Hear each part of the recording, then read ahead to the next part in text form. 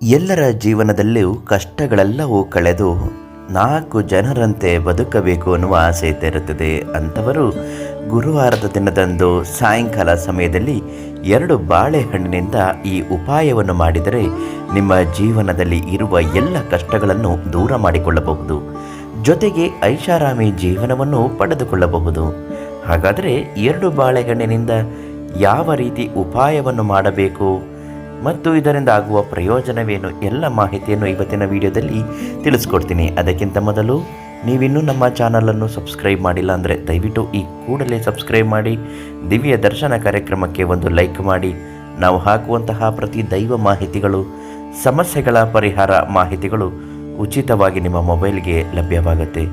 ನಿಮ್ಮ ಬದುಕಿನಲ್ಲಿ ಯಾವುದೇ ಕಷ್ಟ ಇದ್ದರೂ ಶಾಶ್ವತ ಪರಿಹಾರ ಅಗತ್ಯಕ್ಕಾಗಿ ಅದೃಷ್ಟ ಲಕ್ಷ್ಮಿ ಕಟಾಕ್ಷ ಯಂತ್ರವನ್ನು ಮನೆಯಲ್ಲಿ ಪ್ರತಿಷ್ಠಾಪಿಸಿ ಪ್ರತಿನಿತ್ಯ ಪೂಜೆ ಮಾಡುತ್ತಾ ಬನ್ನಿ. ಎಲ್ಲ ಕಷ್ಟಗಳು ಮಂಜಿನಂತೆ ಕರಗಿ ಹೋಗುತ್ತದೆ. ಅದಕ್ಕಾಗಿ ಕೀರ್ತಿ ಪ್ರಸಾದ್ ಗುರೂಜಿ ಅವರಿಗೆ ಒಂದು ಕರೆ ಮಾಡಿ ಕೇಳಿ ಪಡೆದುಕೊಳ್ಳಬಹುದು. ಪ್ರತಿಯೊಬ್ಬರಿಗೂ ಜೀವನದಲ್ಲಿ ಆರ್ಥಿಕವಾಗಿ ಸದೃಢವಾಗಿರಬೇಕು, ಧನ ಯೋಗವನ್ನು ಪಡೆದುಕೊಳ್ಳಬೇಕು ಎಂಬ ಆಸೆ ಇದ್ದೇ ಇರುತ್ತದೆ. ಗುರುವಾರದ ದಿನದಂದು ಅದು ಗುರುವಾರ ಮಾತ್ರ ಎಂದು ತಿಳಿದುಕೊಳ್ಳದೆ ಗುರುವಾರದ ದಿನ ಪೂಜಿಸುವುದು ತುಂಬನೇ ಮುಖ್ಯವಾಗಿರುತ್ತೆ. ಲಕ್ಷ್ಮಿಯ ವಾರ ಎಂದು ಕೂಡ ಹೇಳಲಾಗುತ್ತದೆ. ಲಕ್ಷ್ಮೀ ದೇವಿಗೆ ಅತಿ ಹೆಚ್ಚಾಗಿ ಗುರುವಾರದ ದಿನ ಪೂಜಿಸುವುದು ಕೆಲವೊಂದು ಪ್ರಾಂತ್ಯಗಳಲ್ಲಿ ಇಂದಿಗೂ ನಡೆದುಕೊಂಡು ಬಂದಿದೆ.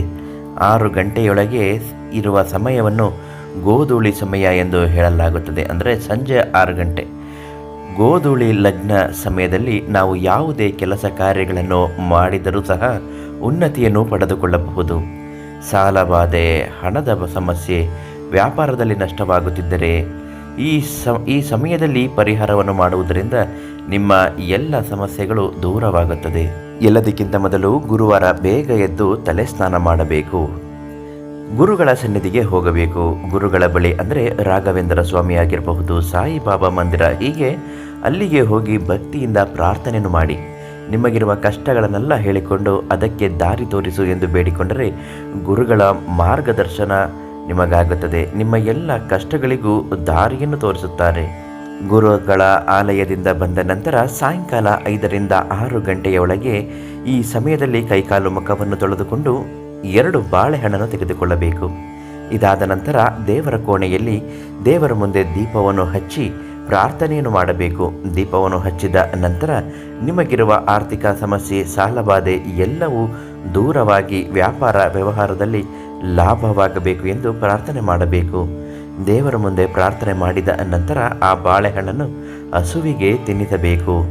ಹಸುವಿಗೆ ಗೋಧೂಳಿ ಸಮಯದಲ್ಲಿ ಬಾಳೆಹಣ್ಣನ್ನು ತಿನ್ನಿಸುವುದರಿಂದ ಮುಕ್ಕೋಟಿ ದೇವತೆಗಳ ಆಶೀರ್ವಾದವು ನಿಮಗೆ ಲಭಿಸುತ್ತದೆ. ಈ ರೀತಿ ಮಾಡುವುದರಿಂದ ನಿಮಗಿರುವ ಆರ್ಥಿಕ ಸಮಸ್ಯೆಗಳು ಬಹಳ ಬೇಗ ದೂರವಾಗಿ ಧನ ಸಂಪತ್ತು ವೃದ್ಧಿಗೊಳ್ಳುತ್ತದೆ. ಈ ಉಪಾಯವನ್ನು 16 ಗುರುವಾರಗಳ ಕಾಲ ಮಾಡಬೇಕು. ಆಗ ನೋಡಿ ಜೀವನದ ಯಶಸ್ಸು ದಾರಿ ನಿಮ್ಮದಾಗುತ್ತದೆ.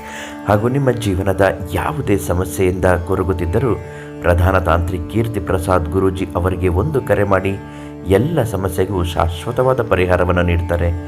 ನಾಳೆ ಮತ್ತೊಂದು ಮಾಹಿತಿಯೊಂದಿಗೆ ನಿಮ್ಮನ್ನು ಭೇಟಿ ಮಾಡ್ತೀನಿ. ಧನ್ಯವಾದ.